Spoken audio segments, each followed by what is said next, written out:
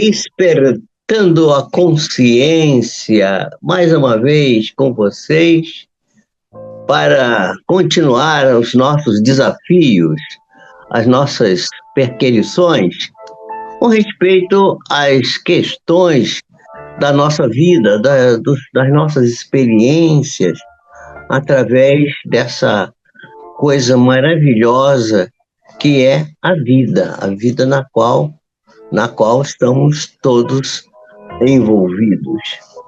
É uma boa noite a todos, aqueles que já se encontram conosco.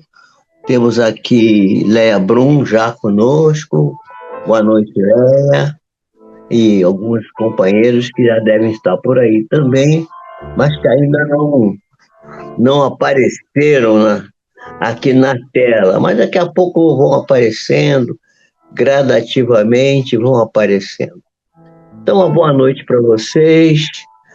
A vida é um desafio, né, gente? A vida é um desafio.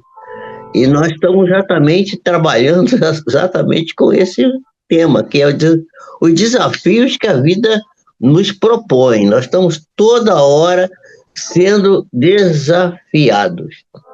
E ninguém pode fugir dessa questão desafiadora que é viver. E quando a gente já conseguiu atingir a etapa da razão,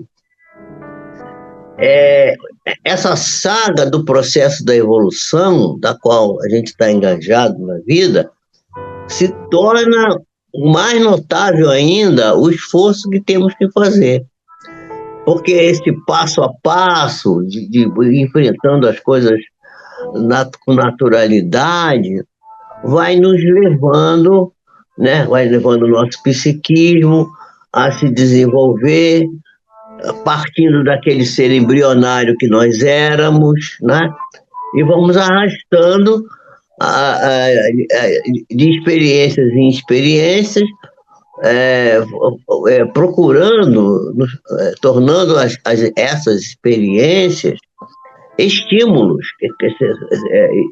desafios, propostas para a gente prosseguir mediante os fenômenos primeiros automáticos e depois racionais, que vão levando-nos a atingir a plenitude das nossas funções a partir do momento que a gente consegue atingir o patamar da consciência, né? Isso a gente já tem estudado aqui em vários momentos. E alcançada essa etapa em que a gente descobre que temos que abrir essa veia da consciência, da compreensão das coisas, né? Nós vamos verificar que cada realização vai inscrever em nós, né?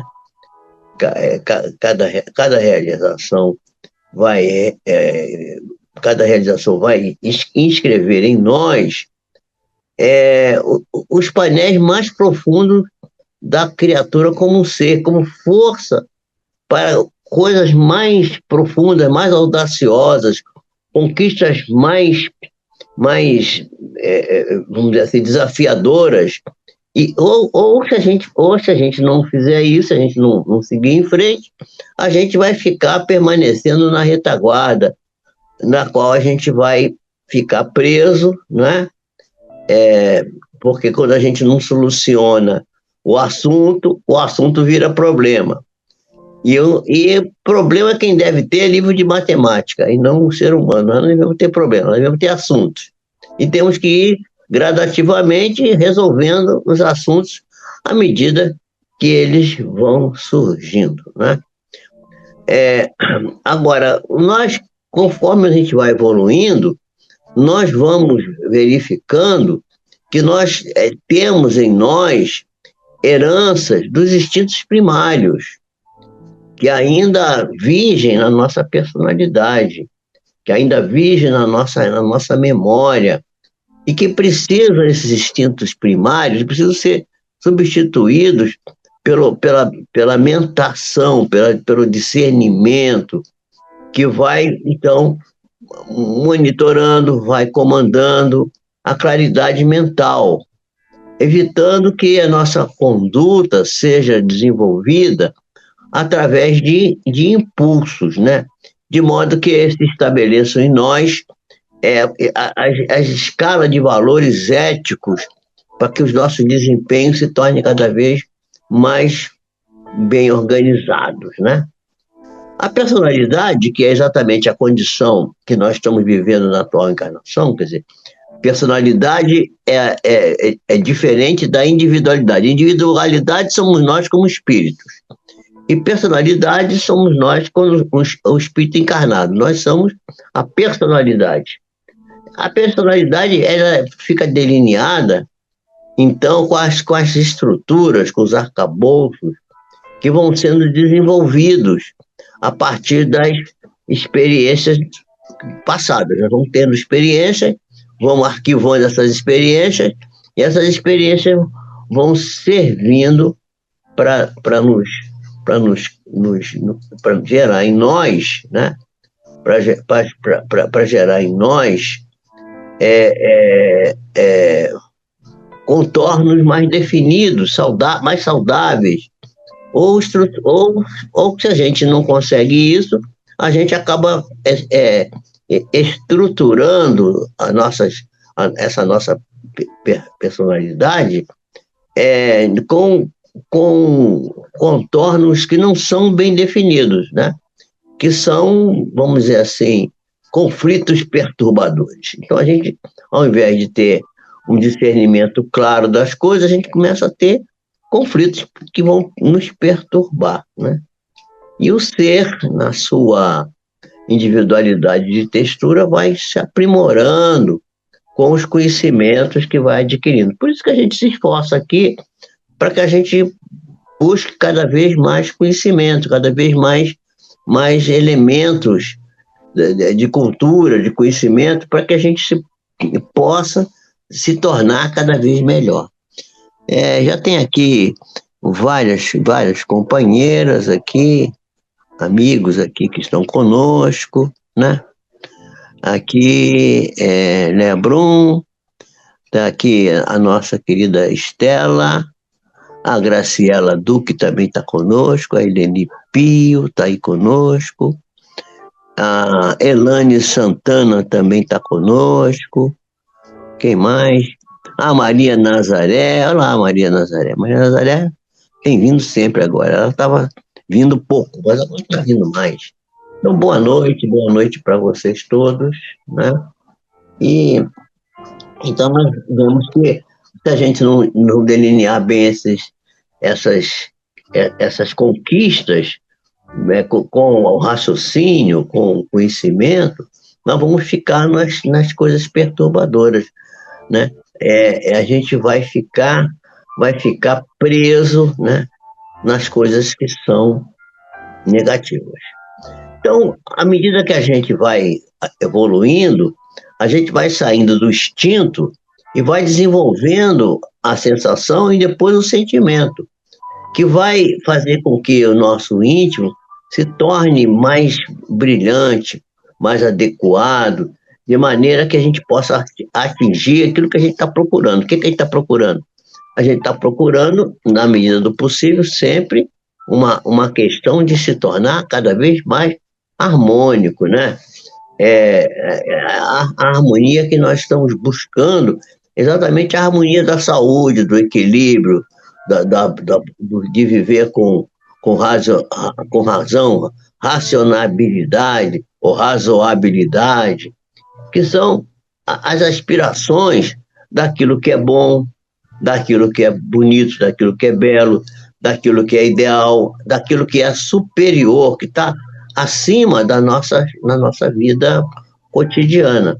Essa é a tendência natural do ser espiritual no processo de elevação que deve encetar na vida. Que vai se ampliando sempre através do esforço que a gente deve fazer por se auto-iluminar. Quer dizer, aquela questão que eu sempre falo aqui, que a educação, a autoeducação, é o principal fator que deve nos levar a nós construirmos a nossa personalidade. Nós estamos cada vez mais nos lembrando que no início do século XXI, a Unesco encarregou o Jacques Delors, que é um estudioso de grande nomeada, a realizar um estudo para estabelecer quais os cuidados, os parâmetros que deveríamos ter para assentar a educação no século XXI.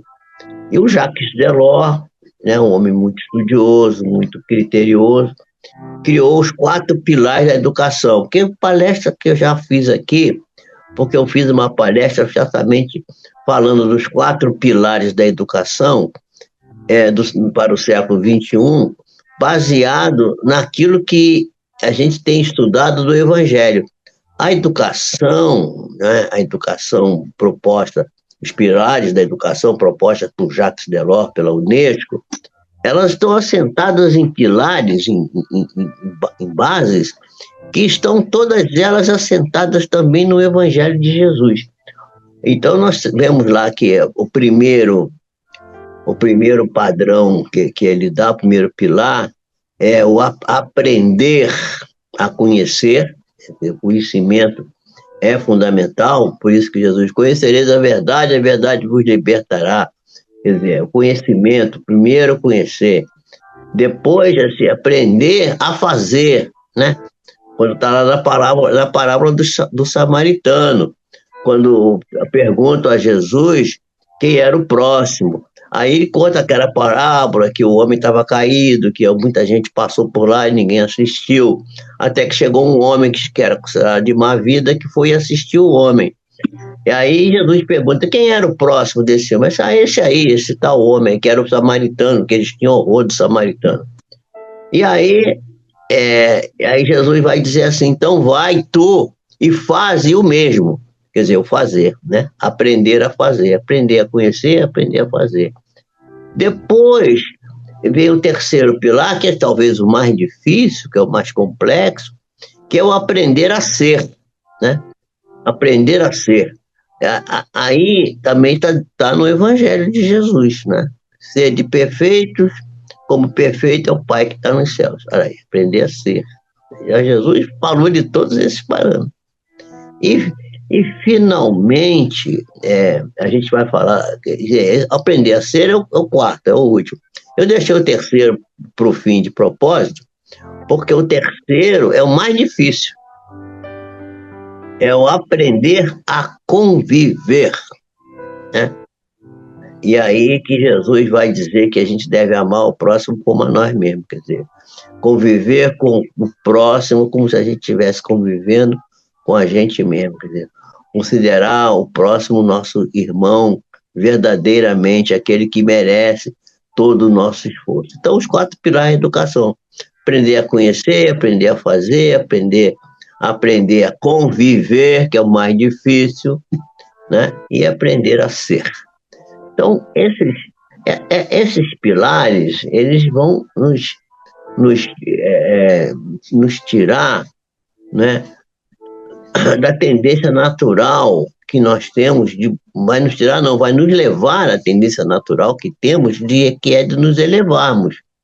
Porque precisamos nos ampliar por esse esforço de autoiluminação, e essa autoiluminação passa por esses 4 pilares, que, né, aprender a conhecer, aprender a fazer, aprender a conviver e aprender a ser, né?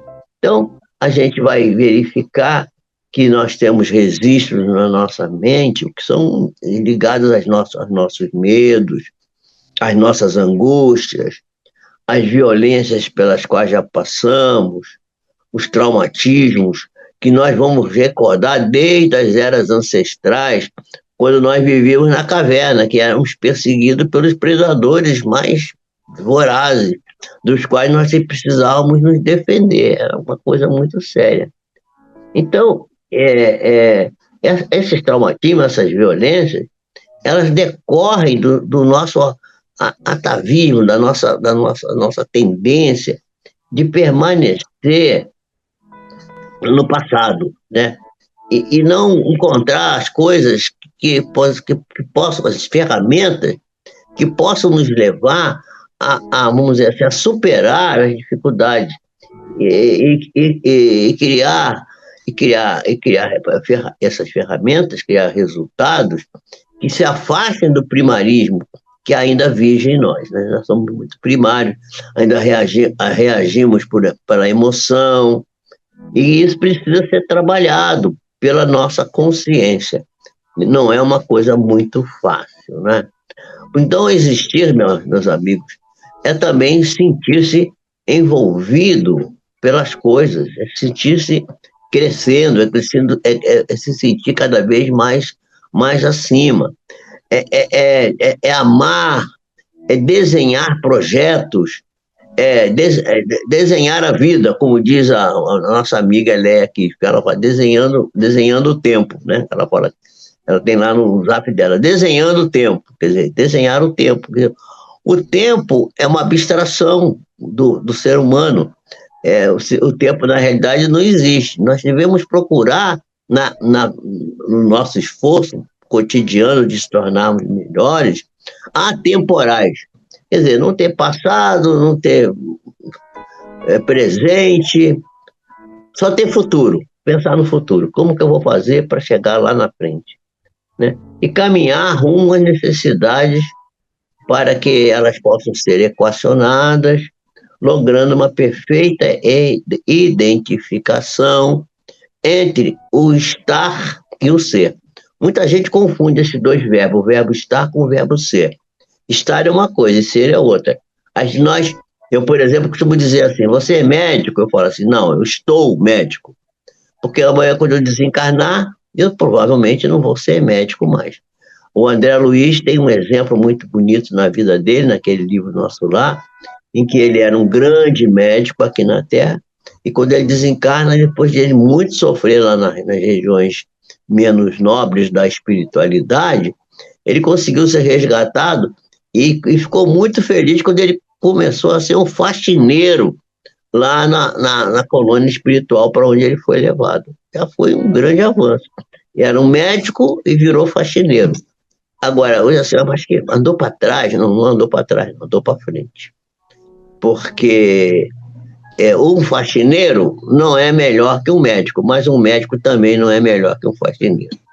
E vou dizer para vocês, às vezes um bom faxineiro, ele evita que você precise chamar o médico, né? Então isso é muito importante. Então a gente vai ver que essa identificação entre o ser e o estar, é preciso que a gente pense muito bem sobre ela, né? E a gente tem que ver que a gente só vai conseguir discernir entre esses dois verbos agindo de acordo com a qualidade ética que nós vamos adotando para nós mesmos. Cada um tem uma qualidade ética. E também observando a ética em conjunto das criaturas, procurando respeitar aquilo que a ética alheia prescreve, dentro de um certo limite, naturalmente. Então, a conscientização da nossa individualidade, quer dizer, do nosso ser espiritual, é imprescindível. É preciso que a gente não perca na nossa mente a ideia de que nós somos uma individualidade, para que a gente possa viver elaborando a nossa vida, elaborando o nosso ser, o nosso conviver na sociedade que seja harmônica e que que nós vamos passar a influenciar e produzir em torno de nós cada vez mais desenvolvimento. E se a gente não tiver responsabilidade, essa falta de responsabilidade, a falta de integridade, a falta de consciência de dever, a falta de retidão, ela acaba levando a gente a um resultado que vai transformar o grupo no qual vivemos num grupo infeliz. constituindo, então, a muitas criaturas personalidades arbitrárias, quer dizer, que vivem do seu talento, da sua vontade, querendo fazer as coisas fora da lei, dentro daquilo que elas acham que é o certo, né? E que agem equivocadamente, sem nenhum respeito algum pelas outras pessoas, sem consideração pelas conquistas notáveis da inteligência e da sabedoria humana. Então, o ser humano está cada vez mais mergulhado num rio, a vida é como se fosse um grande rio, talvez um grande mar, né? E nós somos impelidos a nadar na direção de um porto de segurança. Que porto de segurança é esse? É o porto de segurança de nós encontrarmos a plenitude, essa estabilidade emocional, né, do ego com o self, tendo como exemplo aquelas criaturas que já nos antecederam e que chegaram nessa vitória, né? Vamos dar um exemplo, foi o Paulo de Tarso, né? Que é a meta de cada um, que vai transformando cada um de nós numa espécie de orientador aos irmãos que seguem ao nosso lado, ainda com dificuldade, oferecendo a esses, como esses grandes luminares oferecem a nós, técnicas, auxílios que são indispensáveis à superação das corredeiras desse rio da vida, né? Desses abismos nos quais nós estamos sempre nos envolvidos e que nem sempre são percebidos, nem sempre são visíveis. Então, graças a essa contribuição que é pessoal, que pode ser de cada um de nós, o desempenho nosso cada vez é mais seguro, mais saudável e vai ensejar uma vitória mais rápida na conquista dessa plenitude, né, e mais compensadora. A gente vai se sentir compensado do esforço feito. Esse esforço, porém, terá que ser o esforço daquele que deve vencer. Quer dizer, quem é que deve vencer? Nós devemos vencer. Vencer o quê? A distância, né, entre a atual situação em que nós nos encontramos e aquela situação que nós deveremos estar lá na frente, mais adiante. A existência humana é um capítulo da vida real, que vai se expressar sempre por meio de etapas que vão se sucedendo, passo a passo, em que o corpo é apenas um envoltório que nos permite, que nos propicia, que nos dá o recurso para que nós possamos desenvolver enormes possibilidades de que o espírito se constitui, porque ele é procedente da casualidade. O que é a causa? Não é casualidade, é causalidade. O que é a causalidade? A causalidade universal primeira. Deus, causa primeira de todas as coisas. Todos nós somos oriundos dessa causalidade. E essa força para o crescimento que nós devemos desenvolver, nós retiramos essa força, nós aurimos essa força, nós conquistamos essa força na realidade de nós mesmos. Porque essa realidade de nós mesmos está dentro de nós, está íncita, está dentro de nós mesmos, nos painéis profundos da nossa essencialidade, da nossa essência, que é a individualidade, o espírito, e que foi elaborada pela perfeição do Senhor, Criador de todas as coisas, candidatando-nos, portanto, a essa conquista desse incomparável objetivo a qual todos nós estamos destinados, que é a felicidade plena, né? Então, existir sem o contributo da luta, dos desafios contínuos, né, é permanecer num estágio automatista do processo de evolução. O pessoal evolui por tempo, não evolui por mérito, né?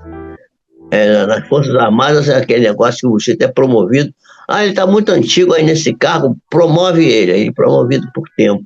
Mas às vezes é promovido pela qualidade, pelos cursos que faz, pelas demonstrações que dá das suas qualidades pessoais, né?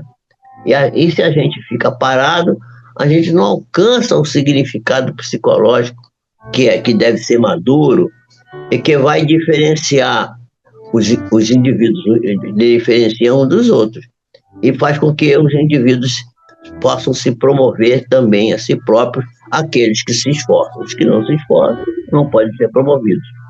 Existir, no entanto, procurando vencer as dificuldades e prosseguindo com alegria, com jovialidade, com felicidade, se sentindo bem. Nunca reclamando, porque a vida está difícil. Não está nada difícil, gente, tudo é muito fácil.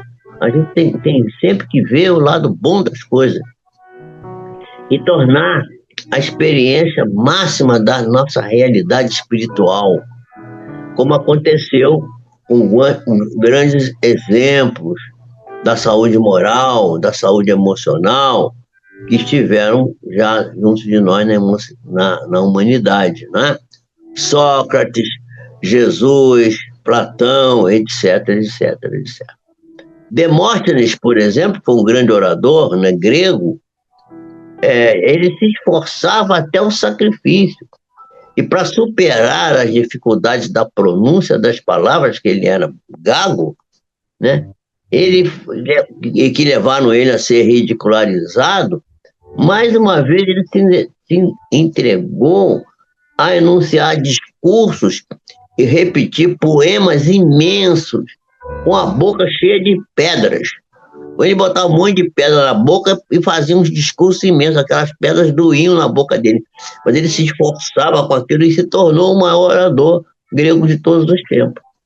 Ou então ele se colocava ante uma ponta de uma espada nua para manter uma boa postura física, trancando-se no quarto por vários dias, e mais tarde tornou-se o maior orador da antiguidade clássica. Foi um exemplo. John Milton, por exemplo, o grande poeta inglês, também, que ficou reduzido à miséria, ficou sem nada, depois da morte de Cromwell, de quem ele fora secretário.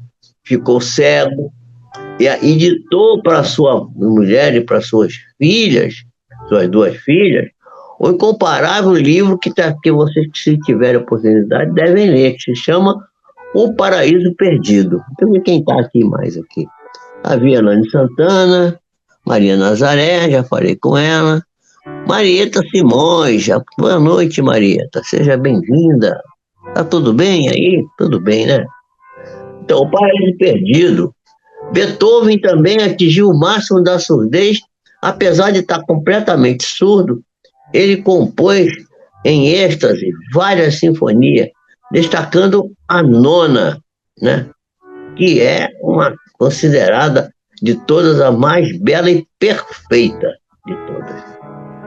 Thackeray, embora a esposa dele estivesse louca e estava ao lado dela, sem que ele a abandonasse, ele escreveu coisas espirituosas em circunstâncias mais próprias para que ele se suicidasse, mas ele resistiu, conforme declarou, sem amargura. E a galeria de devotos que se entregaram à existência lutando vai contra o que se denomina a diversidade. Ela é muito grande, essa lista é enorme, porque essas criaturas, elas compreenderam que a finalidade da vida não é viver em dolce far niente, viver a doce vida.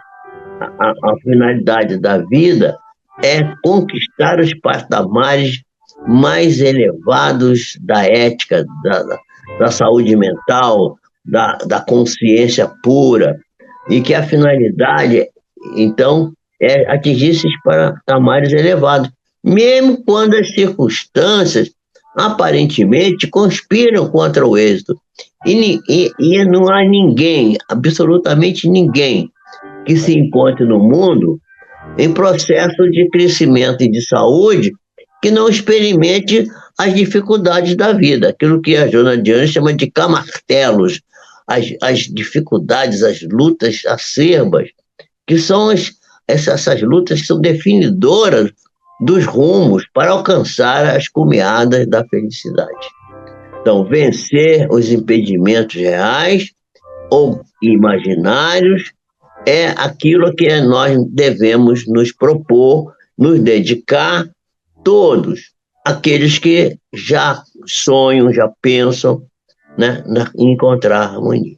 Então, essa seria a mensagem que eu traria hoje para vocês, né, voltada para que a gente pense que temos dificuldades, temos lutas, mas essas lutas, a luta pela vida é uma necessidade para que a gente possa vencer e superar a si próprio. Nós vamos falar na próxima vez, na sexta-feira, né, voltar a esse assunto, e vamos falar que na luta, que é o elemento indispensável para o crescimento, é a luta pela vida, né?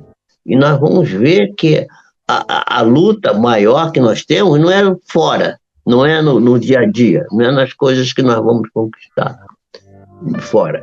A luta maior é aquela luta que nós desenvolvemos dentro de nós, a luta que fazemos com nossas próprias dificuldades íntimas. Eu agradeço muito vocês estarem aqui. Eu vejo que a Janete está aqui. Ô, Janete, boa noite, Janete Machado está aí conosco. Boa noite, né? A Maria das Graças Cunha também, eu não falei nela. A Sinara Arruda também está aí, né?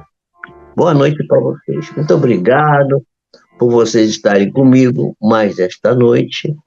E eu prometo voltar ao assunto falando da luta pela vida, porque é um tema que vai concluir esse assunto que nós falamos hoje, falando das dificuldades que temos que superar, que temos que atravessar para podermos chegar à plenitude, chegar aos patamares mais elevados da vida e viver com tranquilidade.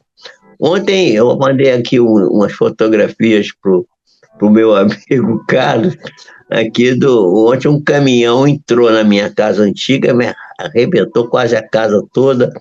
Eu tinha um portão de ferro fortíssimo, com fechadura eletrônica, todo bonito e tal. Foi tudo para o chão. Foi tudo para o chão, né? Aí a gente fazer o quê, né? As coisas acontecem, faz parte da vida. Chega uma hora que aquilo que parece que está muito seguro, muito forte, bem estruturado, mas é coisa material, cai, é derrubado, e o tempo é terrível. E a gente tem que achar isso normal, natural. Não vamos achar graça, né? De, tô feliz com isso. Não tô, mas também não estou infeliz, tá normal. Aliás, é aquilo que eu falo sempre, né? Eu falo do futebol. O futebol é coisa que a pessoa entende fácil. Diz assim: o seu time perdeu? Não chora que amanhã ele ganha. O seu time ganhou? Não fica alegre demais porque amanhã ele perde. Perde, ganha, perde, ganha, perde. É sempre assim. Não há outra. E depois de muitos anos torcendo pelo futebol, a gente vê que a vida também é um futebol. A vida tem perde, ganha e perde. E a vida continua e a gente vai sempre adquirindo patamares mais elevados. Que a luz do Senhor Jesus ilumine nossas vidas, nos dê força, coragem para enfrentarmos as dificuldades e que possamos ir adiante sempre com boa vontade, com tolerância, com alegria, para que possamos nos sentir felizes como realmente devemos nos sentir sempre. Que assim seja. Muito boa noite.